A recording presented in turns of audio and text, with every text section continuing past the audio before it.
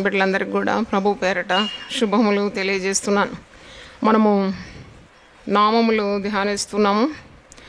113 వరకు ధ్యానించినాము. తండ్రి లేని వారికి తండ్రి, విధవరాండ్రకు న్యాయకర్త. విధవరాండ్రకు న్యాయకర్త. విధవరాలంటే భర్త లేనివారు, ఆధారము లేనివారు, మగదిక్కు లేనివారు, వివాహమై భర్తను కోల్పోయినవారు. విధవరాండ్రకు దేవుడు భర్తగా ఉంటాడని గొప్ప వాగ్దానం ఉన్నది. వారికి న్యాయకర్తగా ఉంటాడట. వారి పక్షాన వ్యాజ్యమాడుతానని సెలవిస్తున్నాడు. అంటే దేవుడు సహాయకర్తగా ఉంటాడు. విధవరాండ్రకేమి, తల్లిదండ్రులు లేని వారికేమి, ఏకాంగులకేమి దేవుడు సహాయం చేస్తాడని పరిశుద్ధ గ్రంథంలో ఉంది. 68వ కీర్తన 5వ వచనంలో, తన పరిశుద్ధాలయం అందుండు దేవుడు తండ్రి లేని వారికి తండ్రియు విధవరాండ్రకు న్యాయకర్త అయినై ఉన్నాడు. ఏ డిఫెండర్ ఆఫ్ విడోస్. యేసుప్రభు ఉపమానాలు చెప్పేటప్పుడు కూడా ఒక విధవరాల గురించి చెప్తాడు. ఆ విధవరాలు అన్యాయస్తుడైన న్యాయాధిపతి దగ్గరకు వచ్చి, లూకా సువార్త 18వ అధ్యాయంలో ఉంది, అన్యాయస్తుడైన న్యాయాధిపతి దగ్గర వచ్చి విసుకకుండా ప్రతినిత్యము న్యాయం కొరకు వేడుకుంటే ఆ న్యాయాధిపతి, వాడు ఏ న్యాయం లేనివాడు, పేరుకే న్యాయాధిపతి కానీ కఠినుడు, దుర్మార్గుడు అయినా ఒక విధవరాలు వచ్చి ప్రతిరోజు వచ్చి విసుకకుండా నిత్యము వినపాలు చేస్తుంది న్యాయం కొరకు. అప్పుడు అంత కఠినుడు కూడా కరిగిపోయి ఆ విధవరాలకు త్వరగా జవాబిస్తాడు, న్యాయం చేస్తాడు. అప్పుడు యేసుప్రభు అంటాడు, లూకా సువార్త 18:7వ వచనంలో ఉంది, మరి ఒక కఠినుడైన అన్యాయస్తుడైన న్యాయాధిపతి న్యాయం చేస్తే నీతిమంతుడు, మరి నీతి న్యాయములు సింహాసనానికి ఆధారంగా కలిగిన వాడు దేవుడు, ఏ చెడుతనం లేనివాడు ఎందుకు న్యాయం చేయడు? తప్పక న్యాయం చేస్తాడని లూకా సువార్త 18:7వ వచనంలో ఉన్నది. దేవుడు తాను ఏర్పరచుకొనిన వారు దివారాత్రులు తన్ను గూర్చి మొరపెట్టుకొనుచుండా వారికి న్యాయము తీర్చడా? హల్లెలూయా! తప్పకుండా న్యాయం తీరుస్తాడు. అందుకే ఈ ఉపమానాలు చెప్పేటప్పుడు ఒక విధవరాల గురించి, విసుకక నిత్యము ప్రార్థన చేయాలి. నువ్వు ప్రార్థనలో విసుకకూడదు, అలసిపోకూడదు. దేవుడు ప్రార్థనకు జవాబిస్తాడు. కాబట్టి టు ప్రే వితౌట్ సీజింగ్, తెగకుండా ప్రార్థించాలి, విసుకకుండా ప్రార్థన చేయాలని చెప్తున్నాడు. ఆయన విధవరాండ్రకు న్యాయకర్తగా ఉన్నాడు, భర్తగా ఉన్నాడని వాక్యంలో చూస్తున్నాం. ఏ విధవరాళ్ళను కూడా బాధ పెట్టొద్దు. Never hurt any widow. ఎందుకు విధవరాళ్ళు కన్నీరు గార్చకూడదు, ఎందుకు విధవరాళ్ళను మనం బాధ పెట్టకూడదంటే దేవుడు వారికి న్యాయకర్తగా ఉంటాడు, దేవుడే వారికి భర్తగా ఉంటాడు. కాబట్టి రోషము గల దేవుడు పగ తీర్చుకుంటాడు, నిన్ను శిక్షిస్తాడు. కాబట్టి ఎప్పుడు కూడా విధవరాళ్ళను నీవు పరామర్శించాలే కానీ, చేరదీయాలే కానీ, సహాయపడాలే కానీ ఎప్పుడు వారిని బాధ పెట్టొద్దని వాక్యం సెలవిస్తుంది. నిర్గమకాండం పాత నిబంధనలో కూడా చాలా ఆదేశాలు విధవరాండ్ర గురించి ఉన్నది. నిర్గమకాండం 22-23 చూడండి. విధవరాండ్రను బాధ పెడితే తిరిగి నువ్వు అదే బాధను అనుభవిస్తావు. కాబట్టి ఏనాడు విధవరాండ్రను బాధ పెట్టొద్దని వాక్యంలో ఉంది. నిర్గమకాండం ఎక్సడస్ 22 ఆన్వర్డ్స్ 22 నుండి నేను చదువుతున్నా. విధవరాలనైనను దిక్కులేని పిల్లలనైనను బాధ పెట్టకూడదు. వారు నీ చేత ఏ విధముగానైనను బాధ నొంది నాకు మొరపెట్టిన ఎడల నేను నిశ్చయముగా వారి మొరను విందును. నా కోపాగ్ని రవులుకొని మిమ్మల్ని కత్తి చేత చంపించేదాను. మీ భార్యలు విధవరాండ్రొగుదురు, మీ పిల్లలు దిక్కులేని వారొగుదురు. అంటే నిన్ను నశింపజేస్తానని అర్థం. విధవరాన్ని బాధ పెడితే నీ భార్య విధవరాలు అయిపోతుంది, నీ పిల్లలు దిక్కులేని వారు అవుతారు. అంటే అలాంటి శాపం వచ్చేస్తుంది. కాబట్టి విధవరాండ్రను, దిక్కులేని అనాథులను ఎప్పుడు కూడా బాధ పెట్టకూడదు అనమాట. నీ చేతనైనది సహాయం చేయి అంతే. వారు నేను బాధ పెట్టినా నువ్వు బాధ పెట్టకూడదని నేర్చుకోవాలి. వారి న్యాయకర్త దేవుడే ఉన్నాడు. పరిశుద్ధ గ్రంథంలో యాకోబు పత్రికలో ఉంది, తండ్రి అయిన దేవుని యొద్ద నిష్కళంకమైన పవిత్రమైన భక్తి ఏది అన్నప్పుడు నువ్వు విధవరాండ్రను పరామర్శించాలి. ఈ లోక మాలిన్యం అంటకుండా నిన్ను నీవు కాపాడుకోవాలి. తండ్రి లేని వారిని, దిక్కు లేని వారిని నువ్వు చేరదీయాలి, వారికి సహాయం చేయాలని యాకోబు రాసిన పత్రిక 1:27లో ఉంది ఆ మాట. యాకోబు 1:27, తండ్రి అయిన దేవుని ఎదుట పవిత్రమును నిష్కళంకమునైన భక్తి ఏదనగా దిక్కులేని పిల్లలను, విధవరాండ్రను వారి ఇబ్బందిలో పరామర్శించుటయు ఇహలోక మాలిన్యము తనకంటకుండా తను తాను కాపాడుకొనుటయే. అంటే so much is told about the widows in the precious word of God, Bible. మరి విధవరాండ్ర గురించి ఇంత బాగా వాక్యంలో ఉంది. భర్త చనిపోయిన స్త్రీ భయపడకూడదు అన్నమాట, దిగులు చెందకూడదు, ఆమె దేవునిలోనే ఉండాలి. నీ విధవరాండ్రందరూ నన్ను ఆశ్రయించాలి, వారి పిల్లలకు నేను తండ్రిగా ఉంటానని ఇర్మియా గ్రంథంలో కూడా ఆ మాట మనం చూస్తున్నాం. కాబట్టి విధవరాండ్రు అధైర్యపడే అవసరం లేదు. ఆయన విధవరాండ్లకు న్యాయకర్తగా ఉన్నాడు. భర్త చనిపోతే ఈ లోకంలో చాలా చిన్న చూపు, ముఖ్యంగా భారతదేశంలో అయితే చాలా చిన్న చూపు చూస్తారు. ఉదయం లేస్తే ఒక విధవరాలు ముఖం చూడడం అశుభం అంటారా?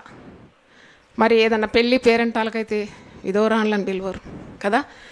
లోకం ఇలా చిన్న చూపు చూస్తుంది, కానీ దేవుడు ఎప్పుడు కూడా చిన్న చూపు చూడడు.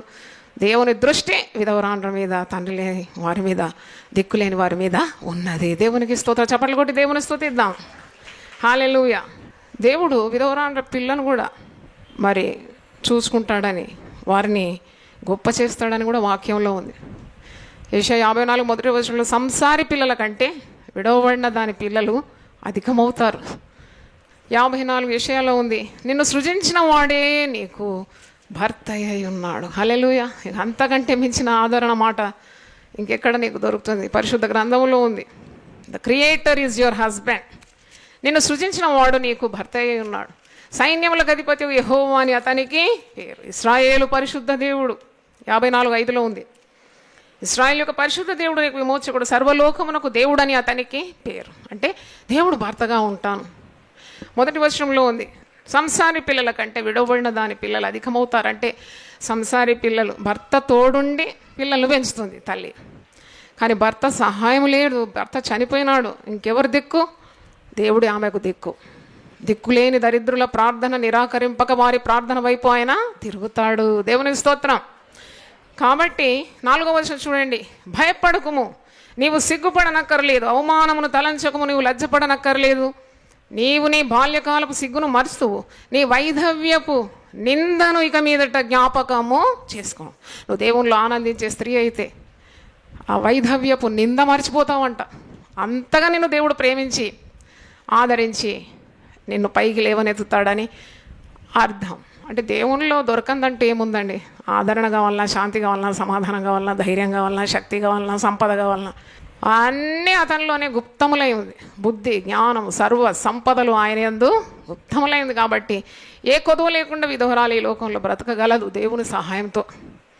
భారతదేశంలో సతీ సహగమనం అనే ఒక మరి దురాచారం ఉండేది కొన్ని వందల సంవత్సరాల ముందు. భర్త చనిపోతే ఇక భార్యకు ఈ లోకంలో బ్రతకడానికి ఉన్న ఆధిక్యత లేదు. She loses the opportunity to live on the face of the earth if her husband is dead. కానీ చాలామంది సంఘ సంస్కర్తలు మరి దాన్ని నివారించినారు, దానికి ఎదురుగా విప్లవం చేసినారు. ఇప్పుడు ఆ పద్ధతి లేదు. భార్య భర్త చనిపోయినా కానీ బ్రతుకుతూ ఉన్నది. ఇంకా ప్రభువును అంగీకరించిన స్త్రీకైతే ఇంకా ఏ భయం లేదు, ప్రభువే ఆధారంగా ఉంటాడని మనకు అర్థమవుతుంది. ఒక మానవుని ఆశ్రయిస్తే తప్పకుండా నీకు కీడే జరుగుతుంది, నీకు ఏమి లాభం దొరకదు. అనవసరంగా ఒక బానిస బ్రతుకు బతకాల్సి వస్తుంది. కాబట్టి దేవుణ్ణి ఆశ్రయించాలి. యెహోవాను నమ్ముకుని వారు కదలక నిత్యము నిలుచు సియోను కొండవలే ఉంటారు. దేవునికి స్తోత్రం. హల్లెలూయా. మరి ఒక విధవరాలు ప్రార్థనలో గడపాలి, విజ్ఞాపనలో గడపాలి, సంఘ సహవాసానికి రావాలి, దేవుని బిడ్డలతో కలిసి ఉండాలి, పవిత్రమైన మార్గమే ఎంచుకోవాలి. అప్పుడు తప్పకుండా దేవుడు తన పిల్లలను ఆశీర్వదిస్తాడు. ప్రతి విధమైన దీవెనకు ఆమె మరి అర్హురాలైపోతుందని మనం తెలుసుకోవాలి. దేవుని స్తోత్రం. విధవరాళ్లకు ఆయన న్యాయకర్త. యేసు ప్రభు కూడా శరీరధారిగా ఉన్నప్పుడు కొంత పరిశీలన శాస్త్రాలను గద్దించినాడు. మీరు విధవరాళ్ళ ఇండ్లను దిగమింగుతున్నారు, మోసం చేస్తున్నారు. ఎందుకంటే భర్త లేకుంటే మరి వేరే వాళ్ళు మోసం చేసే ఆస్కారాలు చాలా ఉంటాయి కదా. పురుషుడు లేకుంటే ధైర్యం ఎక్కువైపోతుంది, ఇతరులకు మోసం చేసేస్తారు. వాళ్ళ సొమ్ము, సొత్తు ఇవన్నీ కూడా అపహరించుకుంటారు. అలాంటి మోసాల్లో కూడా చిక్కుకోకుండా విధవరాళ్ళు చాలా జ్ఞానం, దేవుని జ్ఞానంతో ఉండాలి. అలా చేసేవారు చాలా ఉంటారు. కాబట్టి ప్రార్థన అనే కంచెలో నిన్ను, నీ పిల్లలను నీవేం చేయాలి? భద్రపరచుకోవాలి. దేవునికి స్తోత్రం. హల్లెలూయా. దేవుడే నీకు న్యాయకర్తగా ఉన్నాడు. రెండవది నామం, ఆయన ఏకాంగులను సంసారులుగా చేయవాడు. He sets up the lonely into families. 68వ కీర్తన 6వ వచనంలో ఉంది, దేవుడు ఏకాంగులను సంసారులుగా చేయవాడు. ఎంత మంచి మాట కదా. వివాహము కాని వారికి శుభ సమాచారం. నాకు వివాహం కావడం లేదని కొందరు అంటారు. నన్ను గురించి మా తల్లిదండ్రులు పట్టించుకోవడం లేదని కొందరు అంటారు ఎన్ని సంబంధాలు వెతికినా ఒక్కటి కూడా కుదరడం లేదంటారు. కొందరు అంటారు వివాహంకు సంబంధం వచ్చింది అంత అయింది కానీ డబ్బులు లేవమ్మా వివాహం చేసుకోవడానికి. ఇలాంటివి ఎన్నెన్నో మనం వింటూ ఉంటాం కదా. కానీ దేవుడు అంటున్నాడు, నేనే నిన్ను ఒక ఇల్లాలుగా చేస్తాను, ఓ ఇంటికి యజమానిగా చేస్తాను, సంసారిగా చేస్తాను. దేవుడు ఏకాంగులను సంసారులుగా చేస్తాడు. దేవుని స్తోత్రం, హల్లెలూయా. God can do everything for a lonely person. కొన్ని అన్ని ఉండి కూడా కొందరు ఏకాంతత అనుభవిస్తూ ఉంటారు. అట్టి వారికి కూడా దేవుడు తన తోడు సహాయం ఇస్తాడు. మరి నీ వివాహం కొరకు ప్రార్థన చేస్తూ ఉండాలి. Unmarried people should seek the help of God to get the right partner in life. చూడండి, దేవుని చిత్తం కానీ జోడు దొరికిందనుకో, నీ సొంత తలంపుల స్వబుద్ధితో ఒక వ్యక్తిని ఎంచుకున్నావంటే, పెళ్ళంటే 100 ఏళ్ల పంట అంటారు కదా, అంతలోనే అయిపోయే కార్యం కాదు. జీవితాంతము ఆ వ్యక్తితో నువ్వు బ్రతకాలి. కాబట్టి దేవుని చిత్తం వెతకాలి, ఉపవసించాలి, ప్రార్థన చేయాలి, వాగ్దానాలను స్వతంత్రించుకోవాలి, దేవుని జ్ఞానం అడగాలి. అప్పుడు సరి అయిన వ్యక్తిని దేవుడే నీకు అనుగ్రహిస్తాడు. దేవుడు తెస్తాడనమాట. He makes everything come for your good. సమస్తము మేలు కొరకు సమకూడి ఏం చేస్తాడంట, జరిపిస్తాడు. హల్లెలూయా. ఆయన ఏకాంగులను సంసారులుగా చేసే గొప్ప దేవుడు. చాలామంది సంఘానికి వచ్చి ప్రార్థన చేయమంటారు. ఈడు మీరిన తర్వాత కూడా 30, 35, 40, 42, 45 సంవత్సరాలు ఉండేవారు కూడా వచ్చి ప్రార్థన చేశారు. అమ్మా నాకు జత కావాలి, నా తల్లిదండ్రులు నా విషయం పట్టించుకోలేదు, నాకు మరి నేను ఏకాకిగా ఉన్నాను, నాకు తోడు కావాలని ప్రార్థనలు చేయించుకున్నారు. దేవునికి స్తోత్రం. చాలామందికి దేవుడు సహాయం చేసినాడు. మంచి ఎక్సలెంట్ మ్యాచెస్ ఇచ్చినాడు, కుటుంబాలు కలుగజేసినాడు. దేవునికి వందనాలు చెల్లిస్తున్నాను. దేవునికి స్తోత్రం, హల్లెలూయా. మరి ఒకవేళ పెళ్ళి నీకు కావడం దేవుని చిత్తం కాదేమో, దానికి కూడా నీవు సమ్మతించాలంతే. Some people never get married. ఎందుకు అంటే దానికి కారణం ఏంటి? దేవుడే అలాగ వారిని ఏకాంగులుగా ఉంచినాడా? ఆయన ఏకాంగులను సంసారులుగా చేయగలడు, కానీ వీరికి వివాహం కాలేదంటే దాంట్లో కూడా పెద్దగా టెన్షన్ పడే అవసరం లేదు. నన్ను అడిగితే ఒక వాక్యము యెషయా 51:2 ఉంది. దేవునితో స్నేహితుడుగా ఉన్న అబ్రహాము సంగతి మీరు ఆలోచించుడి, మిమ్మును కనిన శారాను ఆలోచించుడి. అతడు ఒంటరి అయి ఉండగా నేను అతన్ని పిలిచి అతన్ని ఆశీర్వదించి అతన్ని పెక్కుమంది అగునట్లు చేసి తిని. దేవుడే కదా అబ్రహామును దీవించింది. అబ్రహాం దేవుడే మన దేవుడు. అబ్రహాంకి ఇచ్చిన ప్రతి ఆశీర్వాదము మనము మరి యేసు ప్రభువు మనకిచ్చిన రక్షణ ద్వారా పొందుకుంటున్నాం. కాబట్టి ఒంటరిగా ఉన్నా కానీ నువ్వు ప్రార్థన చేయి, దేవుని చిత్తం వెతుకు. దేవుడు నీకు తప్పకుండా మంచి జతనిస్తాడు, ఈ లోకరీతిగా దీవిస్తాడు. ఆత్మీయ సంతానాన్ని ఇవ్వడానికి కూడా దేవుడు వెనకాడని నీవు గ్రహించాలి. ఒంటరిగా ఉండేవారు బాధపడే అవసరం లేదు.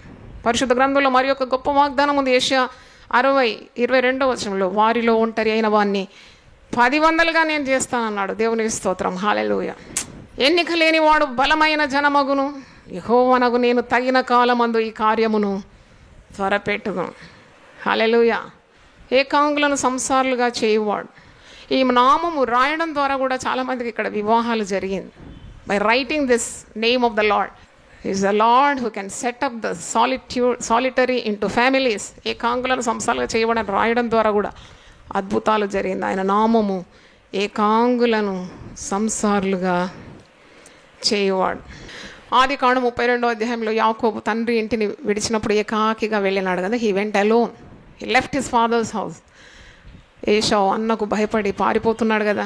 కానీ ఒక మాట ఆదికాండం 32 9-10 మీరు చదవండి. అప్పుడు యాకోబు ఇలాగ అంటున్నాడు, నా తండ్రి అయిన అబ్రహాము దేవా, నా తండ్రి అయిన ఇస్సాకు దేవా, నీ దేశమునకు నీ బంధువులు ఏదో తిరిగి వెళ్ళము, నీకు మేలు చేసిన నాతో చెప్పిన యెహోవా, నీవు నీ సేవకునికి చేసిన సమస్తమైన ఉపకారములకు సమస్త సత్యమునకు నా పాత్రుడను. ఎట్లనగా నా చేతి కర్రతో మాత్రమే యోర్దాను దాటి తిని ఇప్పుడు నేను 2 గుంపులు అయితేని. దేవునికి స్తోత్రం, హల్లెలూయా.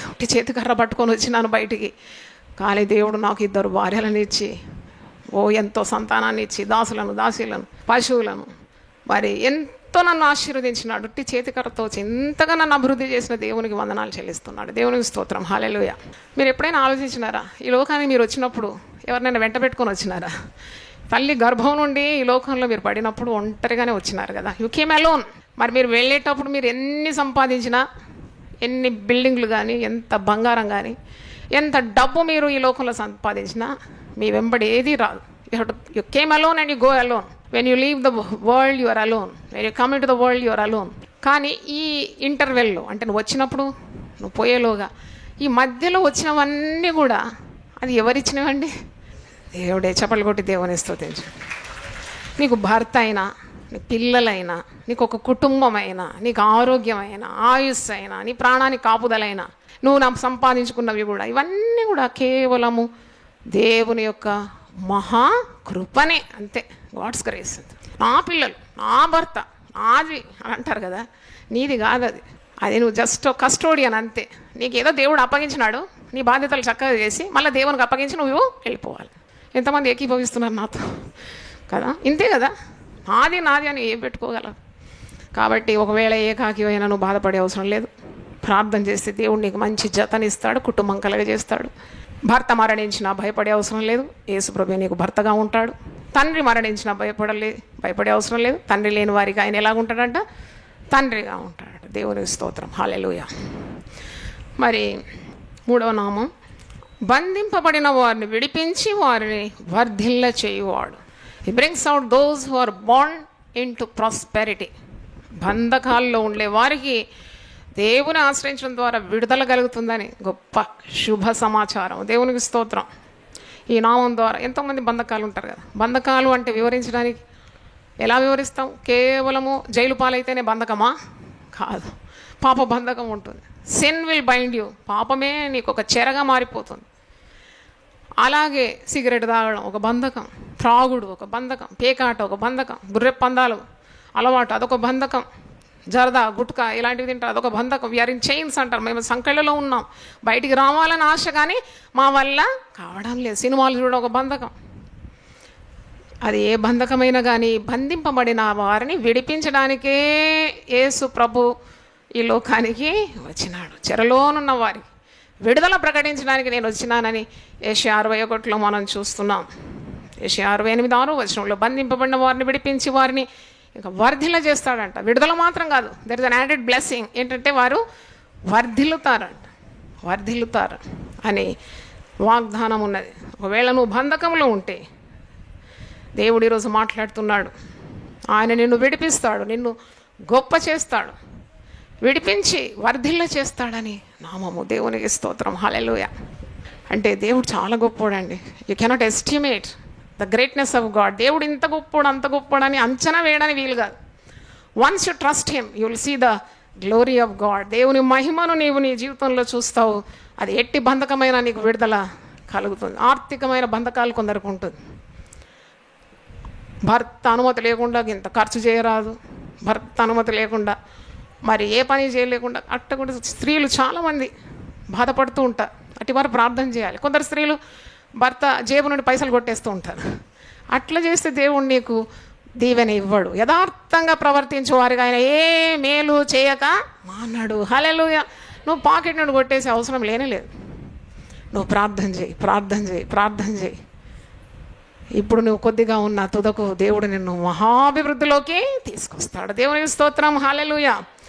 ఆయన బంధకములో ఉండే వారిని విడిపించి ఆయన వర్ధిల్ల చేస్తాడు. పేతురు బంధకాల్లో లేకుండాడా? యేసు ప్రభు సువార్త నిమిత్తము పేతురును బంధించినారు.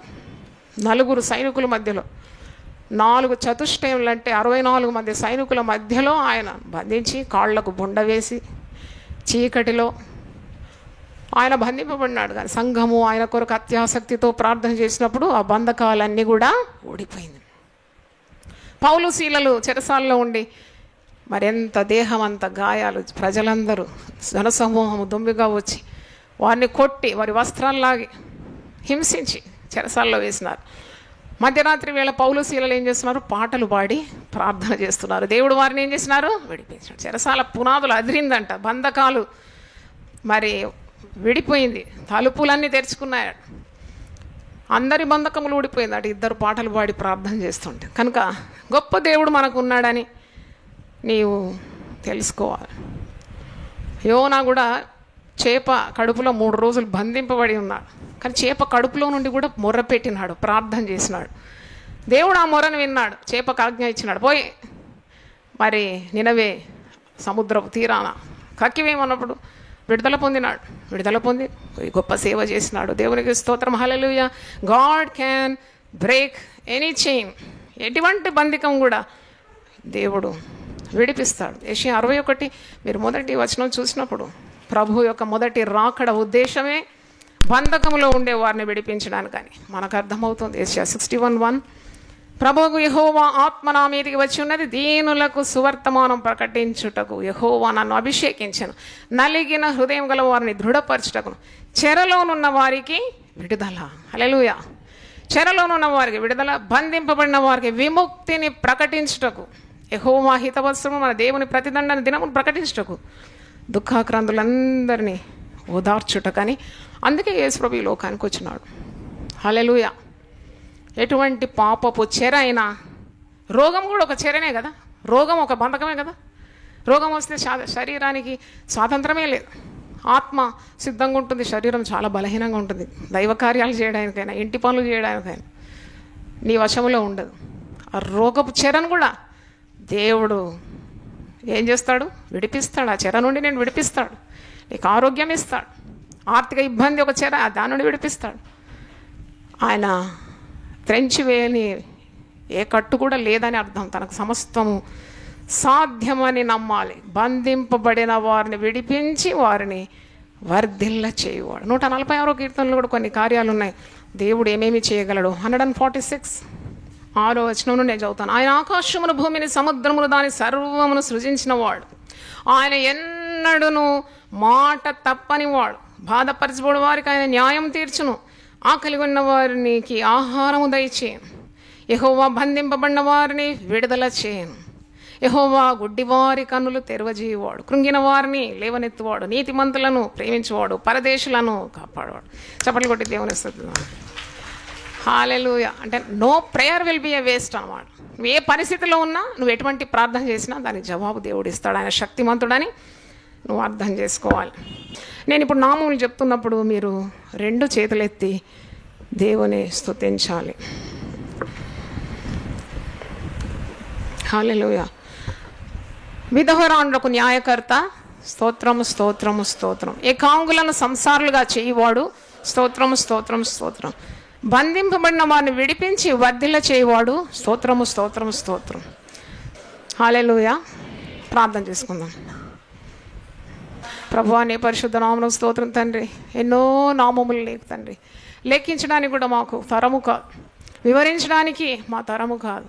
నీ గుణములు, నీ నామములు, నీ యొక్క స్వభావములు మేము ధ్యానిస్తున్నప్పుడు ఎంత శక్తి మేము పొందుకుంటున్నాము ప్రభువా. మేము అనాథులము కామని, మిమ్మల్ని అనాథులుగా నేను విడువను అని సెలవిచ్చినావు. నేను మీ యొద్దకు వస్తానని సెలవిచ్చినావు. విధవరాండ్రకు న్యాయకర్తగా ఉంటావు, భర్తగా ఉంటావు, ఆదరిస్తావు, వారి సహాయం చేస్తానని వాగ్దానం ఇచ్చినావు. అయినా నీకు స్తోత్రం. ఏకాంగులను సంసారులుగా చేస్తానన్నావు. ఏకాకులకు బాధపడి బిడ్డల కొరకు ప్రార్థన చేస్తున్నావు. గొప్ప అభయం ఇచ్చినావు నాయన. వారి ప్రార్థనలకు జవాబిచ్చి కుటుంబాలు కలుగజేసే గొప్ప దేవుడు. సంతు లేని దానికి నేను ఇల్లాలుగా చేస్తాను, కుమారుల సంతోషం గల తల్లగా చేస్తాను. గుడ్రాలు 7 పిల్లలను కంటుందన్నావు. గర్భము తెరుచువాడవు నీవే. అట్టి వారి గర్భములు మీరు తెరవాలని ప్రార్థన చేస్తున్నాను. బంధింపబడిన వారిని విడిపించి వర్ధిల్ల చేస్తానని సెలవిచ్చిన దేవుడు, కష్టకాలమున రక్షకుడు అని మాతో మాట్లాడినందుకు వందనాలు చెల్లిస్తున్నాను. ఎన్నో నామములు నీకునైనా, నీ నామములు మేము ధ్యానించి ఆత్మీయ జీవితాన్ని మెరుగుపరచుకోవడానికి మాకు సహాయం దయచేయండి. అయినా దేవుని వాక్యం విన్న ప్రతి ఒక్కరిని మీరు దీవించండి నాయన. అనారోగ్యతలు ఎవరన్నా ముట్టి బాగు చేయండి. శరీర రుగ్మతలన్నీ కూడా నీ నామము విడుదలవుటతోనే తొలగిపోవాలని మేము ప్రార్థిస్తాం. వాక్యమును పంపి బాగు చేసే దేవుడు, వారి క్లిష్ట పరిస్థితుల నుండి విడుదల మీరు దయచేయండి. ఆర్థిక ఇబ్బందులు తొలగించండి, శత్రు బాధలు తొలగించండి. గుడ్డివారి కన్నులు నేను తెరవజేస్తానన్నావు. ఆత్మీయ ఆశీర్వాదం, నీలో ఉన్న ఐశ్వర్యం చూడడానికి మా కన్నులు తెరవమని ప్రార్థిస్తున్నాం. దేవుని వాక్యం వింటున్న ప్రతి ఒక్క కుటుంబాన్ని మీరు దీవించండి, ఆశీర్వదించమని యేసు నామములో అడిగి వేడుకుంటున్నాను తండ్రి. ఆమేన్. హల్లెలూయా.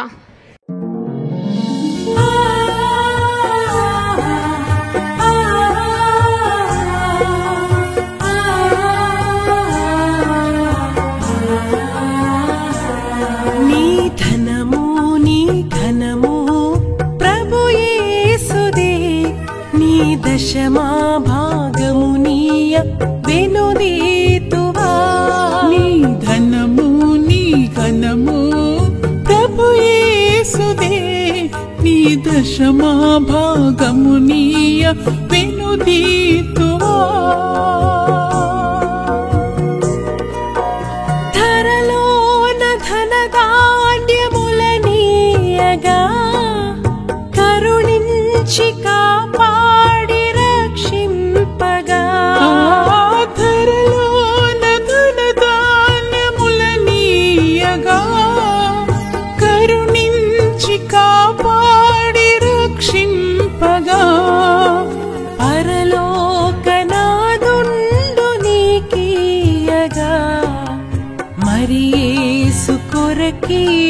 వెనుదీతువా పరలోకనాథుండు నీకీయగా మరి యేసు కొరకీయ వెనుదీతువా నీ ధనము నీ ఘనము ప్రభు యేసుదే నీ దశమా భాగము నీయ వెనుదీతువా పాడి పంటలు ప్రభువు నీకీయగా కూడు గుట్టలు నీకు దయచేయగా పాడి పంటలు ప్రభు నీకీయగా కూడు గుట్టలు నీకు దయచేయగా వీడంగ ప్రభు యేసు నామంబును గడువేల ప్రభుకీయను క్రైస్తవా వేడంగ ప్రభు యేసు